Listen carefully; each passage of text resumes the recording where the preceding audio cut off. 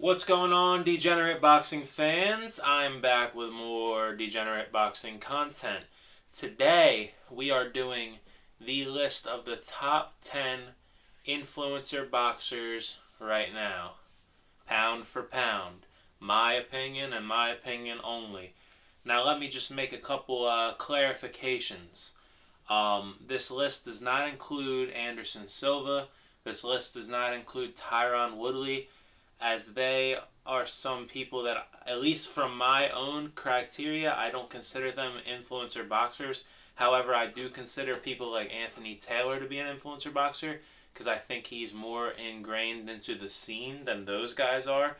Anderson's had several boxing matches before the Jake fight, along with a long, successful MMA career. Same with Tyron Woodley, a long, successful MMA career. So yeah, I'm not counting those guys. Uh, Also, not counting like Uriah Hall. They're in the scene, I guess, but I don't consider them influencer boxers. So, yeah, those guys are not included. All right. So, without further ado, let's start with some honorable mentions. And I don't have these guys written down, these are just guys off the top of my head. JMX is an honorable mention. I know a lot of people are like, how is he not on the list? I just think that he hasn't been very active, and also his last fight he got dropped by the City Boy. So yeah, he can't be on this list yet. But he has a big fight coming up against Le'Veon Bell, so that's an awesome one. Logan Paul is an honorable mention. He seems to have a decent skill set. I think it's a little bit overrated, the credit that people do give him. He lost to KSI twice, and then, like, I don't care if Mayweather's Mayweather. If you're 210 pounds of chiseled steroids out the ass, you should be able to beat somebody who weighs in at like 147 on the regular. And he didn't beat him. He didn't finish him. Like, size comes into play after a while, guys. Whether you want to believe that or not, size comes into play after a certain amount of size. You know what I mean? So the fact that he still couldn't beat Mayweather is, in my opinion, pretty pathetic. Um, Shows me that he's not very good in the first place. So we're gonna get into this with number 10. Now I know I'm gonna get a lot of crap for this one, but my number 10 is Alex Wasabi. I know. He's only fought once. He beat Deji, but here's my reasoning for why he's on there. He looks good. His training videos that he has, he looks good. He seems dedicated. He beat Deji. He basically shut Deji's whole game plan down. And I think he's going to put it on iDubbbz too. I think he'll win that fight as well. Alex is somebody that's pretty new to actually dedicating his life to the scene. He's only been doing it for about a year. Um, but I'm interested to see the fights that he could have in the future. I think he beats iDubbbz, and then I'd love to see him fight the Tempers of the world, maybe the Kennys of the world, maybe run the rematch with my boy Deji. That would be cool. Yeah, so I mean, that's why I have him on the list. By the way, another honorable mention would have been Deji because he is not on the list. Um, yeah, so that's why I have Alex Wasabi at number 10. Number 9, L. Bell, Le'Veon Bell, former NFL running back, Steelers franchise legend, great running back. And guess what, guys? He put Adrian Peterson to sleep. He looks like he has some skills, like some serious skills. You can tell he's been boxing for numerous years. And honestly, I thought he beat Uriah Hall. I actually thought he won that fight. I thought he won more rounds. I don't remember exactly because it was months ago at this point what rounds I actually had him winning. But yeah, I think Le'Veon Bell looks great. I'm very interested to see how he's going to look against JMX too. I'm happy he's getting another fight, and he's going to be a main event because I think Le'Veon Bell's a problem, and the more experience Le'Veon Bell gets, the better he'll be. He could easily become one of the top 3, maybe even top 1 guy on the scene You got to remember, he's a freak athlete. To be a starter in the NFL alone is a freak level athlete, let alone a guy who was a Pro Bowler. Um, yeah, and he looks good, man. His defense is good. He keeps his head off the center line. He has a nice jab, and he set up Adrian Peterson for that overhand pretty nice. Yeah, and the fact that he was even even if he didn't win, he went the distance with Uriah Hall in his second fight. So, yeah, that's more than most of these guys on this list can say as far as accomplishments go. Number eight. Number eight is Slimmy Slim, the Hitman. I got him at 8, guys. I know a lot of people have him in their top 5, and I get it. But his last 2 fights, he hasn't really looked that skilled. And I know he says he was trying to have dog fights and he was fighting bigger opponents and yada yada yada, but he just didn't look that good at the end of the day. Ryan Taylor hit him with some good shit. Tom Zanetti really was starting to put it on him. Some people, not me, think Tom Zanetti won that fight. I definitely don't. But the fact that it was even debatable a little bit shows me that Slim is not as good as we thought he was. Yeah, so I think Slim has had some big wins, mainly the biggest win being against Temper, because he was an underdog. Nobody knew that Temper was chinny yet. So he went into that fight. He was winning the entire fight, and then he knocked out Temper in emphatic fashion and basically stole the spotlight that night in Misfits #1, I believe it was. So yeah, Slim's got the belt, and I'd like to see him what he's gonna do in the future. I want to know who he's gonna fight next, because we need to see Slim against another top guy in the scene. That'd be great. Number 7, Waleed Sharks. This guy looked incredible against Dean the Great. He has very good skills for being an influencer boxer. He's fast. He's super young. He hits hard. And I was looking forward to seeing him fight this past weekend, but unfortunately he couldn't. He didn't wind up fighting because his opponent went through some complications. His fight with Dean was very, very impressive, and he wound up getting hit with a big shot in the later rounds, and he was on his way to victory. And a victory over Dean the Great would be a lot in terms of this list. So yeah, I got Waleed Sharks up there at number 7. Number 6, the man we were just talking about, Dean the Great. Dean the Great is number 6 solely because he wound up getting the win on Waleed Sharks. We cannot throw him under Waleed Sharks after he knocked him out. But I do think that Waleed might be a bit better of a fighter, to be honest with you. I like Dean a lot, you dig? But, yeah, I got him at number 6. His first fight had me blown away against Evil Hero. He looked so good. His second fight, he had a lot of adversity, but then he proved to be a true champion. And then his third fight was just atrocious. He looked flat. He didn't look like the guy I saw beat up Evil Hero. I hope he gets back to his old ways and starts impressing me. And I want them to just make this rematch, because that's a huge fight. They should throw that on the Jake versus KSI card, really. Just beef that card out with all the fights we want to see. Maybe Slim versus Gibb. Maybe, Dean versus Waleed. All the rivalry fights,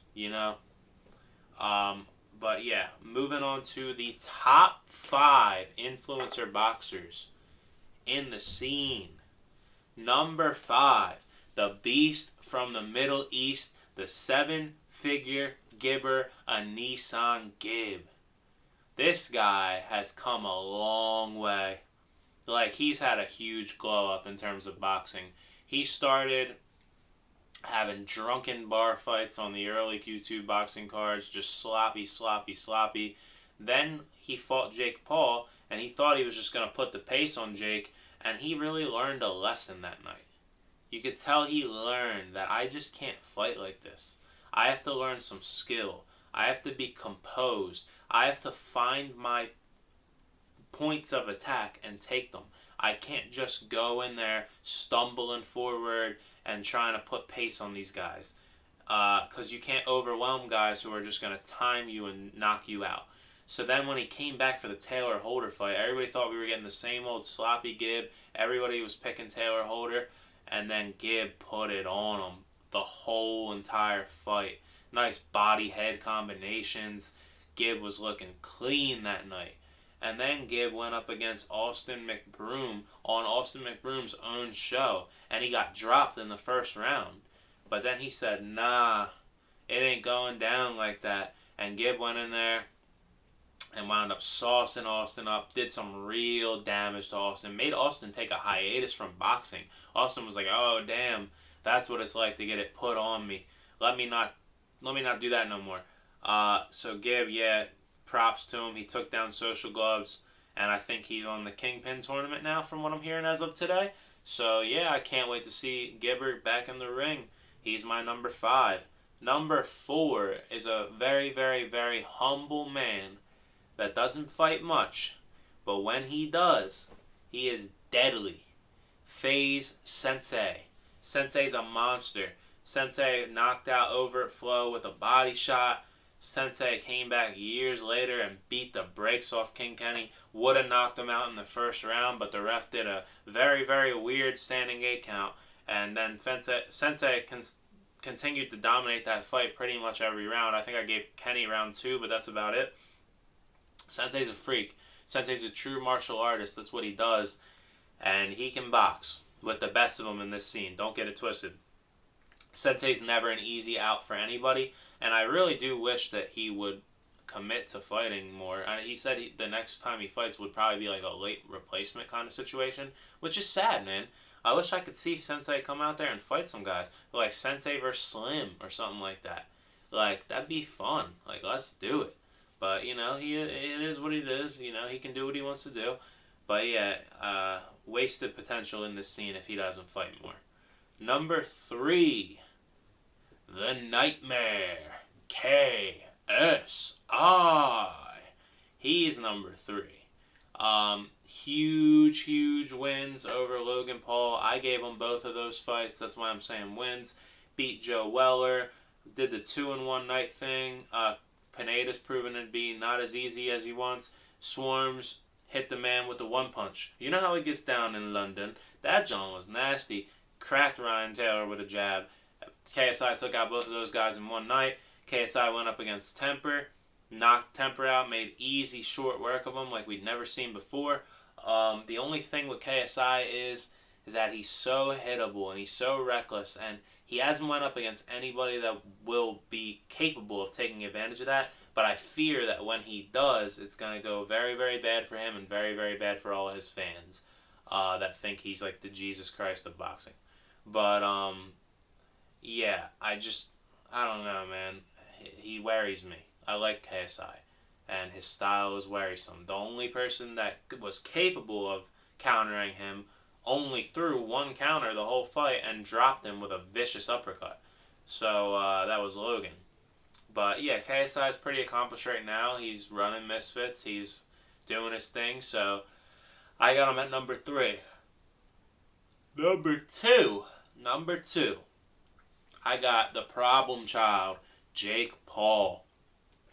Jake Paul has beaten some great guys. He's beaten Anderson Silva and Tyron Woodley twice. You know, he knocked out Tyron very viciously. We recently found out that he cannot beat somebody who's a real boxer, even a real very green boxer, like Tommy Fury. But that's okay. We're talking about influencer boxing. And Jake, welcome back to reality, buddy. Welcome back to the scene that you, whether you like it or not, your skill set puts you into. You are an influencer boxer. You are not a real boxer. Sorry.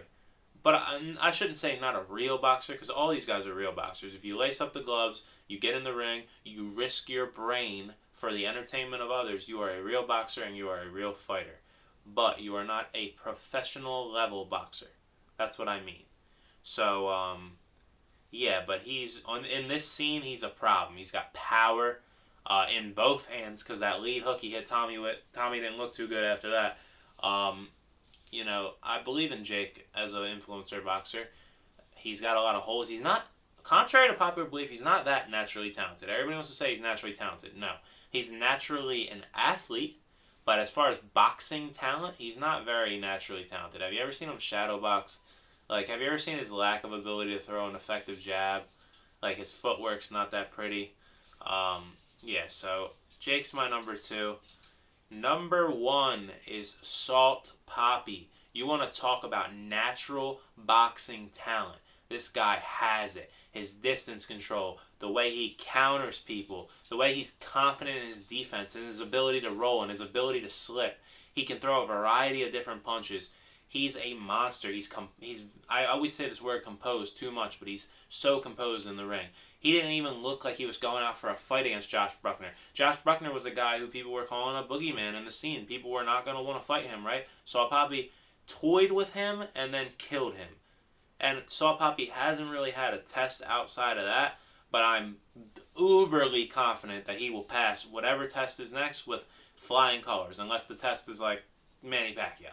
But put him in there with Anderson Silva, crushes him. Put him in there with Uriah Hall, crushes him, I think. It's boxing, guys. It's not MMA.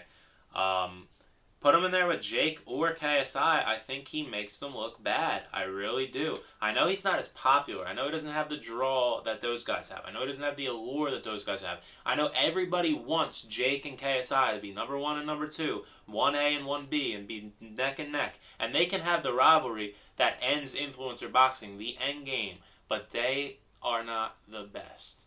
Salt Poppy is the best. I really do wholeheartedly believe that. So let me just run through my list real quick again. At 10 we got Wasabi. At 9 we got Le'Veon Bell.